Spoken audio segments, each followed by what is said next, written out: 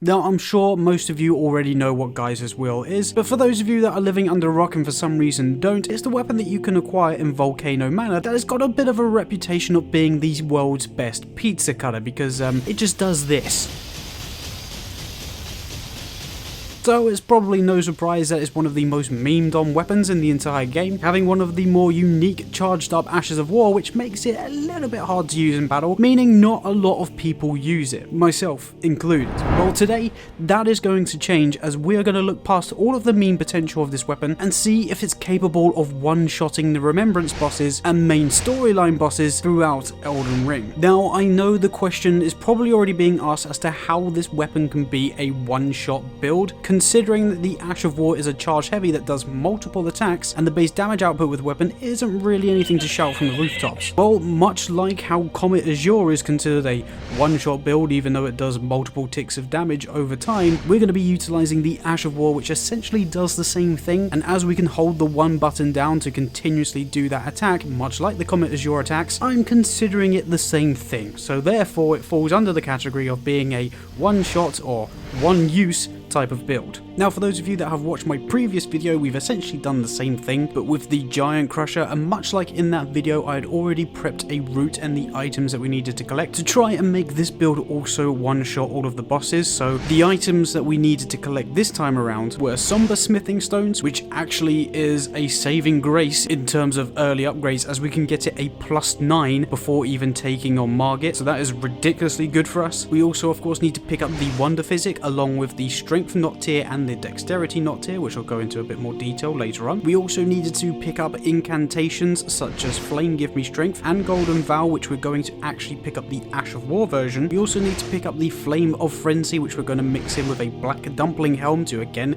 give us some extra boosts. And then this time around we're also going to be picking up Radagon's Sourcil before then finally getting the Blood Boil Aromatic to again boost our physical attacks. And again, much like that previous episode, we're going to be trying to speedrun this as quickly as possible to show you guys at home just how quickly you can make such an overpowered build from scratch. So I conjured up a route that was going to get me all of those items and as many runes as possible as quickly as possible, and then it was just time to start the run.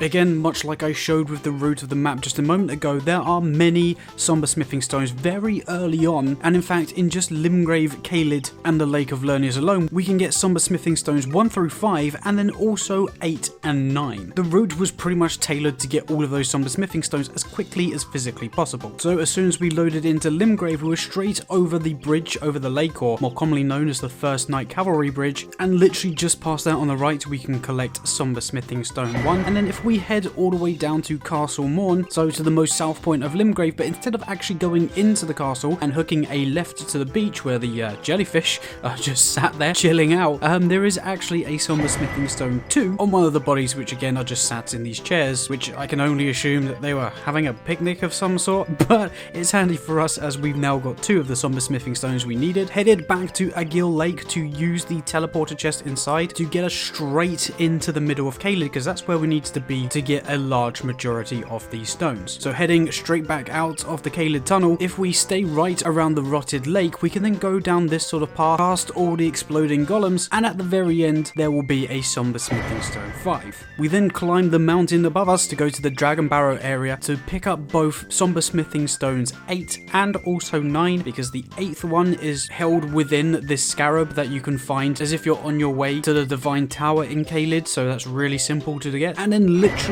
just below this position you've got another set of people having a nice picnic under the trees, and again one of those is holding the Somber Smithing Stone 9. Of course, whilst we were in this area I made sure to go and pick up Radagon's Sourcil, as that's one of the key items that we're going to be using, as that's going to be our talisman we're going to use, but then also made sure that we picked up the Dectus Medallion, or at least half of it, to then backtrack and get the other half later on. And then just to completely finish off the reason why we're in Caelid, I went down, grabbed the Somber Smithing Smithing Stone 4, which is just outside of these sort of like ruins that you can go past with all of the giant birds and giant dogs. It is a little bit finicky to try and find, but as long as you're like sort of in this area, there is a scarab that's just like planted on the side of like a tree branch. So yeah, if you knock him down, defeat him, you will then get yourself Somber Smithing Stone number 4. So literally at this point, we're only missing 3, 6, and 7, and then we can fully upgrade the weapon. And of course, before we leave, I made sure to pick up Flame Grant Me Strength, and that was another key item that we were going to need to use. So after plundering everything that we needed from Caelid,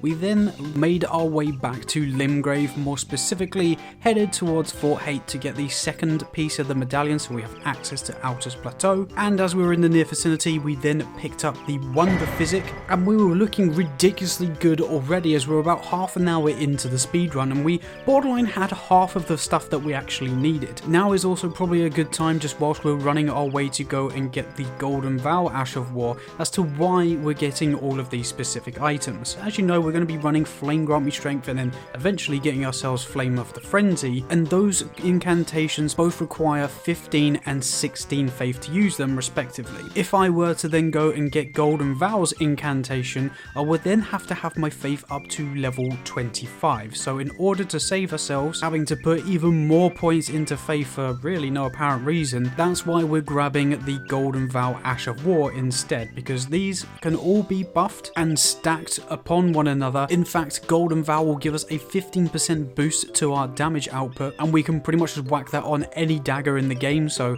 it's really quick and easy to use. And then we can also stack that with Flame Grant Me Strength's 20% extra damage for physical attacks, which of course a weapon we're going to be using is a physical type weapon, so we'll be getting that 20% bonus with that weapon. And then obviously the Flame of the Frenzy, we're mixing that in with the Black Dumpling Helm, that will again grant us a 10% boost to all damage after we get frenzied whilst wearing that helm. So as long as we build up our madness all the way, which we can do with that incantation, we will then also be getting an extra boost with that. Now I also made sure to go and pick up the Strength Knot and also the Dexterity Knot, because the good thing, or I guess just the general thing about Geyser's Will, is that both Strength and Dexterity affect the weapon in exactly the same way. It's a balanced split between Strength and Dexterity, so where both of those knots are going to be giving us a plus 10 in both of those stats, we're going to be getting quite a huge bonus. And because we don't have access to things like the Thorny Crack tier, which helps out with successive attacks because that's unfortunately obtained in the Consecrated Snowfield and we can't obviously get there, that's why we're going to be using the Dex and the Strength knots. So of course I picked both of those up as well. The Dex knot was in the Lake of Lernia, and also in this area we can go and defeat another scarab to go and give us the Somber Smithing Stone 3. Other than obviously the Flame of the Frenzy at this point,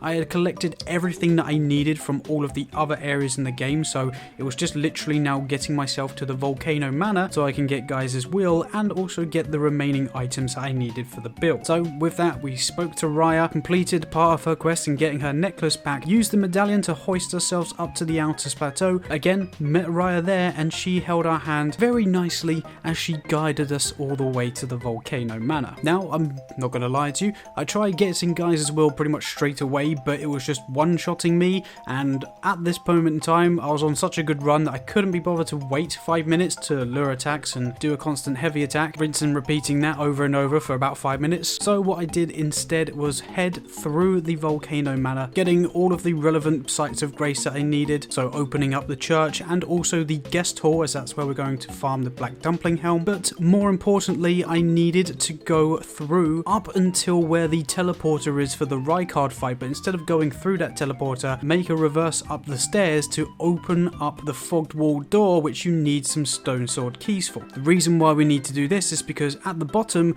that's how you gain access to this pesky body that is holding the Somber Smithing Stone 7. Before previous updates, you could just jump up onto the wheels, hoisting the bridge up, and then jump onto the ledge to then just grab that item and then get the hell out of there, but they patched that for one reason or another, so it made my life a little bit more difficult, and I had to utilize the same glitch that we used in the previous episode to basically get up past the Temple of Eagle, because we couldn't fight the noble skin boss in there because we were too underleveled and didn't have a good enough weapon to take him on. So instead we utilized that same essential like exploit or glitch to go around the side of the church, basically jumping around those pillars and then up that wall to basically have access to the other side of the Temple of Eagle without having to defeat the noble skin boss. Again, we were doing really well for time at this point, and in actual fact, compared to the last time where I did this glitch for the very first time in the previous run, where it took me about 45 minutes to jump up just this little bit of rock on its own, we managed to do the whole thing in about 20 minutes. We're getting better at doing this glitch. I think I've now got it down to a T, so if I did have to do it again, I could probably do it in a couple of tries rather than a couple of hundred of tries, because I've had way more than enough practice at doing this godforsaken glitch. But we managed to get up there and obviously gain access to that door, and oh, I don't have enough stone sword keys. So,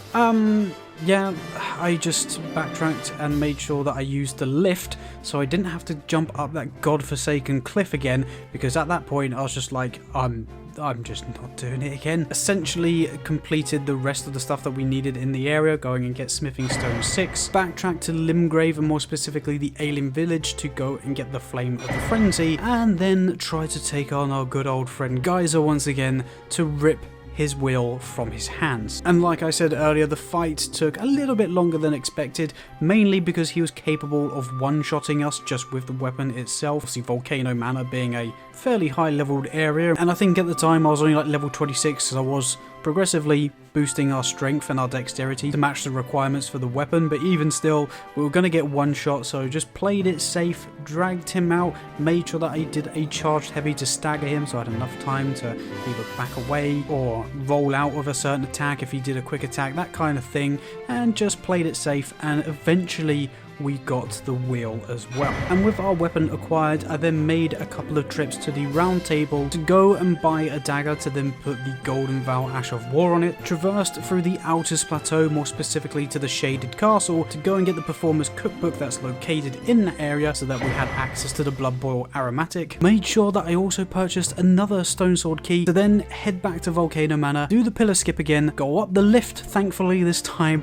and then have access to that room. Because like I say, once you get to the bottom, traversing through like that area, jumping on all of the cages and avoiding all of the enemies at the bottom, you will then come out to where that Somber Smithing Stone 7 is. That was like the only like painful part about the run, but I was happy with the run so far as we're about an hour and a half into it and we have pretty much collected everything that we needed. We had the weapon, we had all of the upgrade materials, we had all of the incantations, talisman, wonder physic. All I needed to do now was just simply farm for the black dumpling, and again I saved a tremendous amount of time as I actually managed to get it within about 5 minutes of farming for this item. So at this point we literally had everything that we needed for this setup. It was just now about getting enough runes to upgrade the weapon obviously to a +9. We were just picking up a load of runes from all sorts of different graveyards, the balloon enemies in the Lake of Lernia which drop a golden rune 6, which is brilliant if you pop the balloon, as well as just getting runes from defeating enemies throughout the game. It wasn't long before we made the weapon a +9, and ultimately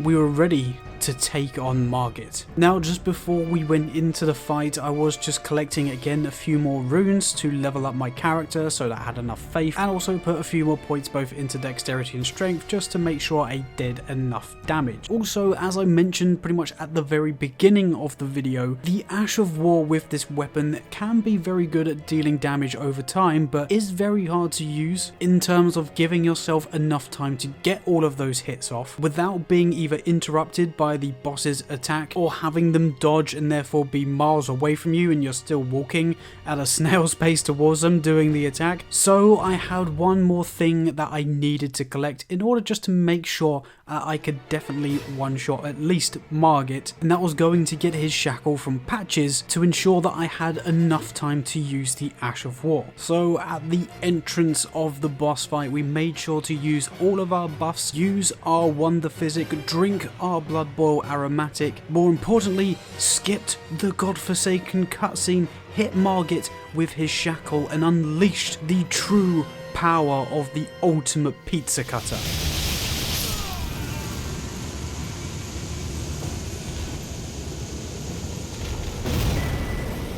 And in just over 2 hours, 7 minutes and 39 seconds, we had successfully created a build capable of one-shotting Margit. Now I know this is of course the easiest boss in the entire game, so we did go on to defeat Godric as well, just to show that it isn't just a one-off thing and can simply only one-shot Margit. But I must say, if you remember the conversation earlier saying about how you need to find that window of opportunity to use the weapon, you can probably see in the fight that I had to pick up my souls because I may have tried 1 or 2 times beforehand. So I was finding that window, and on my 5th attempt of this fight I found that window of opportunity, and I was actually really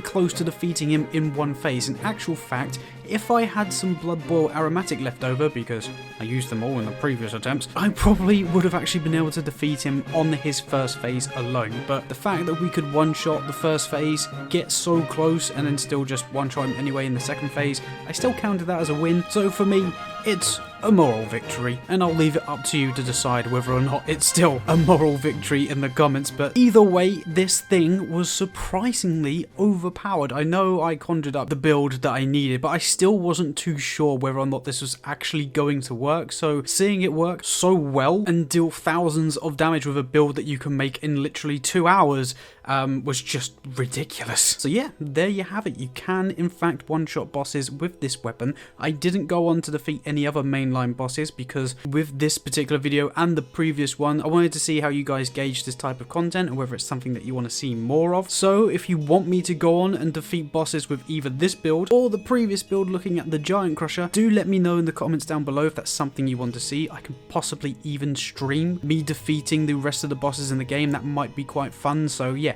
if you want to see it, let me know. I hope you've also enjoyed the different type of videos on the channel. I know we typically look at the best builds and just splurt out the information as best as possible to give you guys incredible builds, and this is a bit more of a journey with a different editing style, etc. So if you are enjoying this type of content, the best way to let me know is by hitting that like button down below, as that will show me that you want to see more videos like this. And other than that, if I can also ask, if you happen to be new around here and you're still listening for whatever reason, if you haven't subscribed, why not consider subscribing, because there's a whole bunch of videos on the channel showing all sorts of different ways to play Elden Ring, keep it fresh whilst we're obviously waiting for that elusive DLC. So if you want to stay up to date with all of the coolest builds, Elden Ring information, and other Souls-like games as well, then make sure that you're subscribed. It's free to do, and you can always change your mind in the future. And if you have made it this far into the video and survived my waffling, let me know in the comments as well by leaving a comment saying I'm a legend, and I'll be sure to go through and personally thank all of you for making it this far into the video. Definitely go and try this build yourself. It's actually really easy to obtain and there's a whole lot of fun to use. But I guess in the meantime, thank you again for watching. I hope you're having an amazing day, and I guess I'll catch you in the next video of whatever it is that we make. Bye bye.